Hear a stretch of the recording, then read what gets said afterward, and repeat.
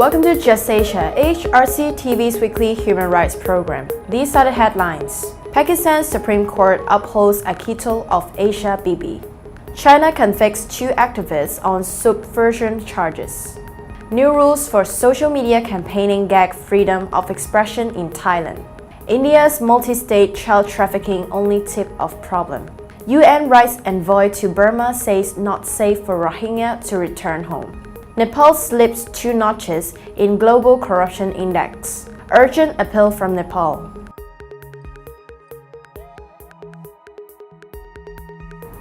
Welcome to AHRC TV's Just Asia. I'm Alexandra. This week, Just Asia begins with Pakistan, where the Supreme Court has rejected a challenge to the acquittal of Asia Bibi on blasphemy charges. Asia Bibi, a Christian, was originally convicted in 2010 after being accused of insulting the Prophet Muhammad in a row with her neighbors, and spent 8 years on death row. The Supreme Court's repeal of her sentence last October led to violent protests in Pakistan by religious extremists. They then petitioned to overturn this ruling. Based on merit, this petition is dismissed, Chief Justice Asif Saeed Khosa said on Tuesday. Finally free, Asia Bibi is now expected to leave Pakistan, where she and her family have been facing severe threats. She was unable to leave the country while an appeal was pending. Her 2 daughters are believed to have already left Pakistan.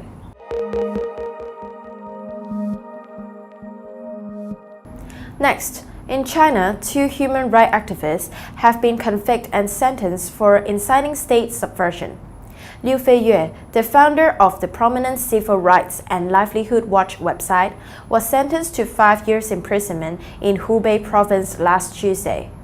He was detained in November 2016 and not allowed to meet a lawyer until 6 months later. Liu's mother said the verdict was unfair. It's political persecution. He is charged of inciting subversion of state power, but he is not. He just helped petitioners, she said.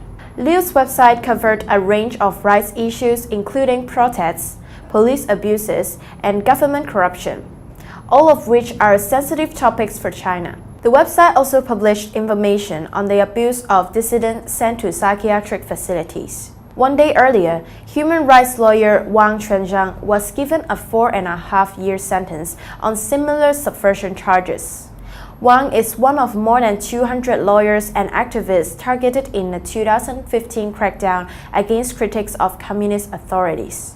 According to a researcher at Amnesty International, the sentence indicates how the Chinese government abuses the judicial system to silence dissidents.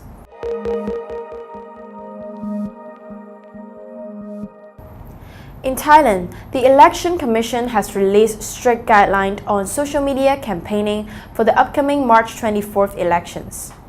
In the first election since the military seized power in 2014, the Election Commission has banned social media posts containing anything other than candidate and party names, pictures, biographies, and policies.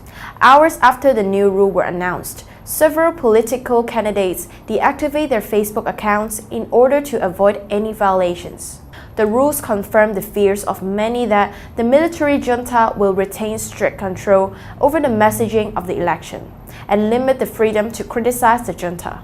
In fact, the rules are seen as an extension of Thailand's draconian computer crimes law, under which people have been arrested simply for sharing content deemed critical or damaging by the authorities. According to the Future Forward Party's spokesperson, these new rules restrict freedom of expression as well as voters' rights to information, which are key for free and fair elections. The Future Forward Party is a new progressive party that speaks to Thai youth and heavily uses social media to spread its message.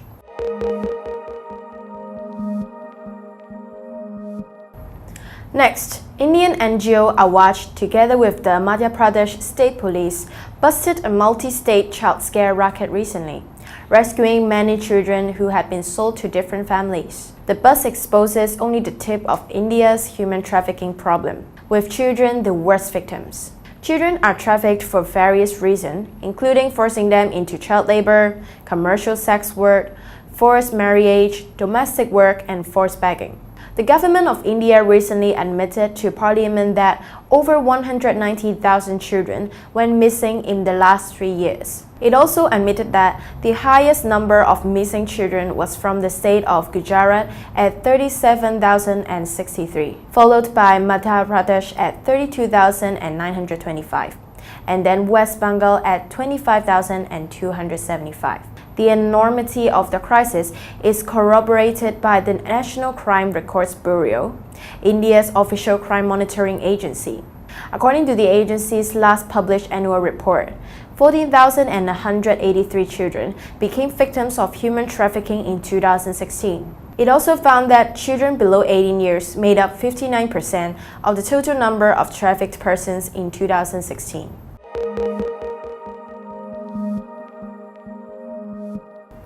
Moving to Burma, the country's UN Special Rapporteur on Human Rights said that Rohingya Muslim refugees won't be able to return home anytime soon because of threats to their safety.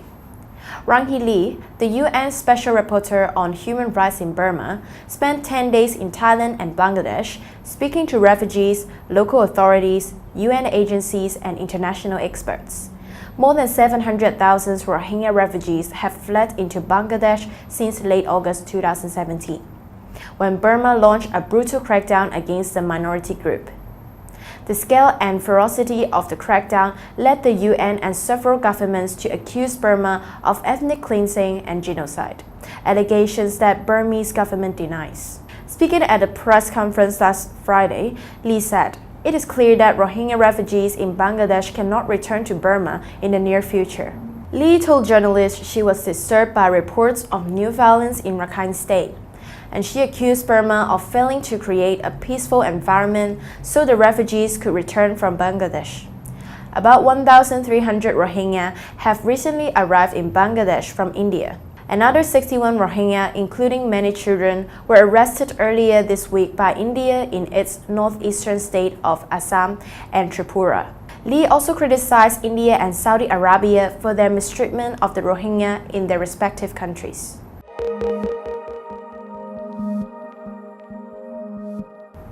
Next, Nepal has slipped 2 notches in the Global Corruption Perception Index, from 122nd place last year to 124th place this year. According to Transparency International's report, Nepal has a score of 31 over 100. The report states that after the 2017 elections, corruption in the public sector, business, and by government officials continue to destroy the country. This is particularly concerning in a country undergoing rebuilding, development, and modernization. The failure of Nepal's political leadership to act on its commitment against corruption is a major reason for the country's slide into worsening corruption. Last year saw leaders of the major political parties accused of embezzling more than NPR 4 billion while procuring 2 jets for the national airline. Likewise, a big contractor has been accused of pocketing NPR 8 billion out of a total amount of NPR 12 billion released by the government for the Sikta irrigation project in Banke district. Nepal's corruption score is one of the lowest in Asia, with India ranked in 78th position with a score of 41, Sri Lanka scored 38, Pakistan 33, Bangladesh 26, and China 39.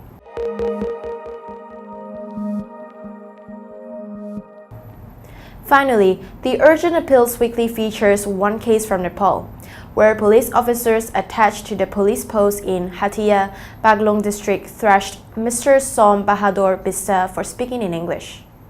Som Bahadur received life-threatening injuries due to the police torture and has been receiving treatment for his injuries. He and his family are seeking justice, treatment, and compensation.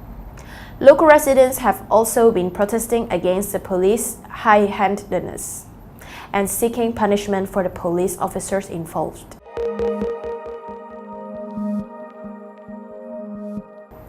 That is all for this episode of Just Asia. For more on this and other issues, please visit www.humanrights.asia or www.alrc.asia/justasia. Thank you for watching and see you next week.